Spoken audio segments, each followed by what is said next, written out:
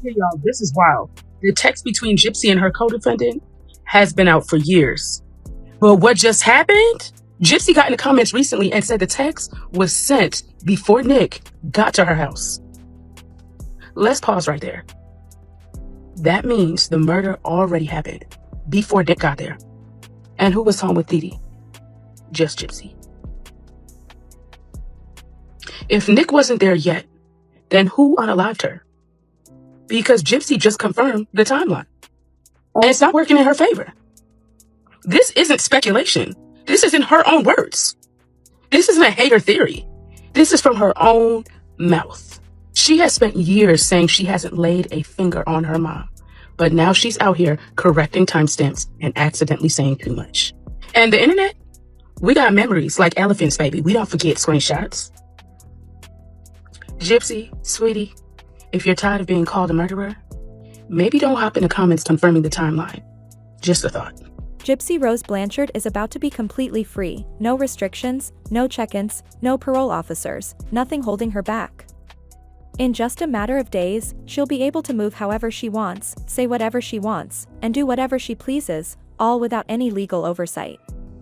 And while some corners of the internet are still treating her like some kind of misunderstood icon, anyone paying close attention knows that this moment isn't something to celebrate, it's something to fear. Because the truth is, Gypsy hasn't been quietly rebuilding her life or reflecting on the past. She's been rebranding. This isn't rehabilitation, it's a remix of everything she did before, just dressed up with filters, fashion, and fame. Since her release, she's been hyping up the end of her parole like it's the premiere of a new season of her life. She's been posting cryptic countdowns, flashy Instagram stories, glow stick hauls, and captions like, "Not ready for us girls," tagging her best friend Brie and teasing plans to go all out. This isn't someone who's healing. This is someone who's preparing to launch. And what is she launching? Not a new life rooted in growth and change, but a lifestyle that looks a whole lot like the same calculated behavior she used to manipulate everyone around her. The same behavior that led to the brutal murder of her own mother. Let's not forget what really happened. Gypsy wasn't under attack. Dee Dee was not coming at her with a weapon or threatening her life. She was sick, in bed, completely unaware. Gypsy had access to phones, the internet, communication with the outside world. She had every opportunity to leave safely, and Nick Gojon even offered to help her escape peacefully. But she didn't want peace, she wanted permanence.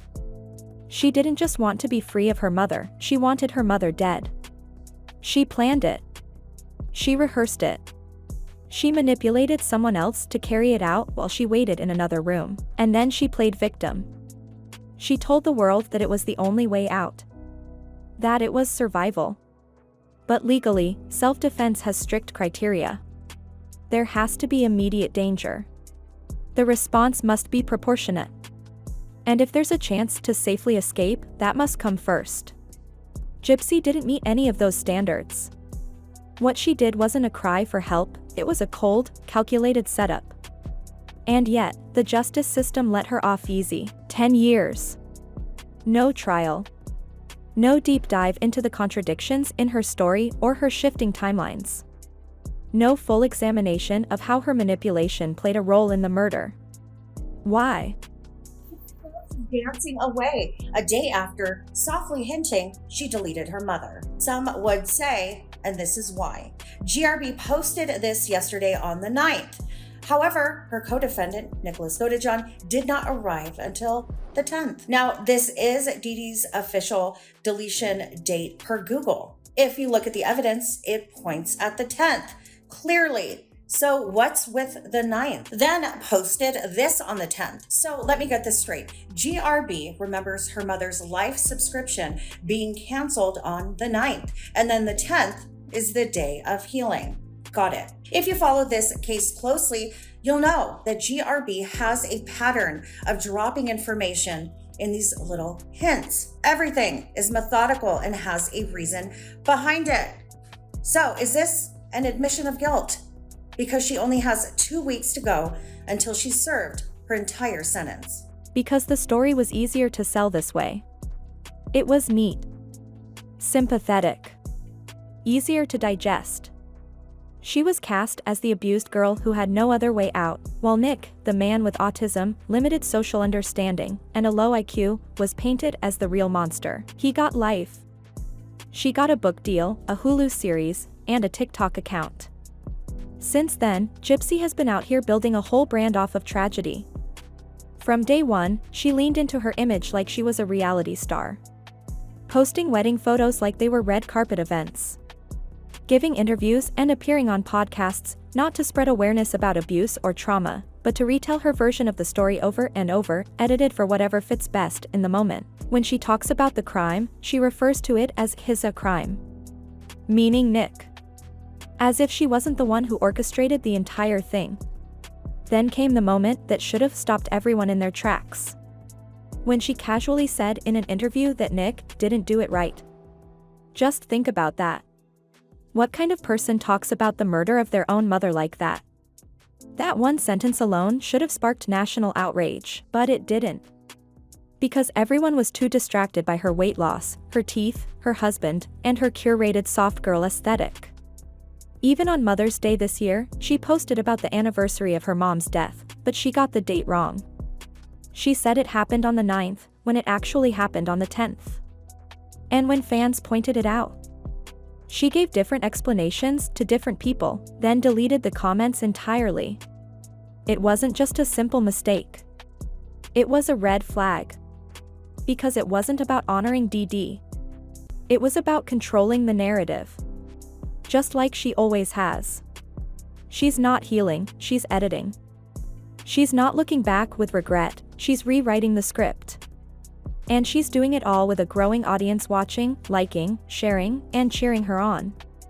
But it doesn't stop there. Even while on parole, Gypsy has been constantly bending the rules. From engaging in threatening behavior toward content creators who question her, to pushing boundaries on what she can and can't post, she's treated parole like a joke. And now that it's almost over? She's already made it clear she plans to be even bolder, even louder, even more unfiltered. This isn't just a girl trying to move on. This is someone with a history of manipulation, control, and deceit who is about to be completely unmonitored, and nobody seems to be taking that seriously. Because if this is how she acts when she is being watched, what will she be like when she's not? This isn't the story of someone who made a terrible mistake and learned from it. This is someone who's learned how to spin a mistake into a spotlight. And now she's preparing to step into it fully, while the rest of the world scrolls past the warning signs like it's just another viral post. Gypsy Rose didn't take criticism quietly, she lashed out. When Nina, a content creator, shared truthful information about her case, Gypsy didn't respond with maturity or legal action. Instead, she turned it into a personal war. She publicly insulted Nina, ridiculed her looks, and had her friend Bree reportedly create fake accounts to harass and wear her down. But it didn't end online. According to Bree herself during a live stream, Gypsy allegedly instructed her to contact Nina's employer with false complaints. And shockingly, it worked, and Nina lost her job. That's not drama. That's calculated harassment, and it came from someone who's on parole. I take myself as a martyr because if you think about it, yes, I had a part to play in it. I asked Nick for help. And how that conversation started was, he was saying that he would protect me from anyone. I said anyone. He said yes. I said even my mother. He said yes. And then the plan kind of formed from there. But he is the one that did the actual kill, not me. I can't kill anyone. That's why he's in trouble to begin with, because he's the one that did it. So when they say I'm a murderer, I don't identify as that. You're often portrayed either as the victim of Munchausen or the murderer. Right. And what do you want people to know about you? Quite honestly, I'm starting to feel like they want a perfect victim, and there is no such thing as a perfect victim. In their mind, the perfect victim would have died. And so now that I survived and the perpetrator of the abuse is the one that died, then I'm getting the hate. Yet, there was no fallout, no penalty, just silence. Gypsy went even further, using copyright systems to falsely strike down creators' videos and posts that challenged her narrative. YouTube channels, TikToks, anything critical started disappearing. It wasn't about copyright, it was about silencing voices. And that's a violation not just of platform rules, but of her parole terms. She had backup too. Supporters like Fancy and Conspiracy helped push this silencing campaign. It became less about protecting her reputation and more about controlling the entire conversation. And she didn't stop at just flagging videos. Gypsy and Bree allegedly crossed into real-life intimidation. One creator, Ivory Rose, became a target, not just online, but in person. They reportedly found out where she lived and showed up at her home. A woman on parole, who once conspired in a violent crime, physically driving to someone's house. That's beyond reckless, it's terrifying. And still, nothing was done. Then there was Becca. With help from Bree and another ally, Dreamer, Gypsy reportedly dug up Becca's full name, where she lived, and even private information about her children, and shared it online. That's not clapping back. That's targeted doxing. And again, she was on parole. Still, no action was taken. Even public events weren't safe. At her book signing, Gypsy's fans cornered and harassed creators who simply came to observe and cover the event. The creators called police, but instead of protection, they were dismissed, because Gypsy was the celebrity. Her status gave her power, and she used it recklessly. At another event, Jazz Fest, she publicly joked about wanting to hit a creator named Brian 10 times harder, and even hinted that she had something she could use against him, essentially threatening blackmail, all out in the open. And again, she walked away without a scratch. There was also the issue of her contacting Nick Godejohn, her co-defendant, which is strictly forbidden under parole. Yet Gypsy allegedly tried to send him a message through his uncle. This only came to light when Bree forgot to turn off a live stream camera and was caught coaching Gypsy on how to lie about it, telling her to blame a hacked phone if she was confronted. That's not an accident, that's a plan to deceive. Still, nobody stepped in. Let's talk alcohol. Parole rules are very clear: no drinking, no being around alcohol, no visiting places where it's served. And yet Gypsy's social media is full of photos showing her in restaurants with alcohol on the table, sometimes on dates, sometimes at celebrations, bottles in full view. No shame, no attempt to hide it. Because she knew no one was coming to check her. Meanwhile, she continues to make money off her crime. From interviews, book deals, paid content, and more, her entire public image is tied to the tragedy of her past. In most states, that would fall under Son of Sam laws, which stop criminals from profiting off the pain they caused. But Gypsy hasn't tried to get a regular job. She's leaned fully into being a celebrity because of her mother's murder. And then there was the salon-centric incident. She was caught shopping at a store that only licensed professionals are allowed to access.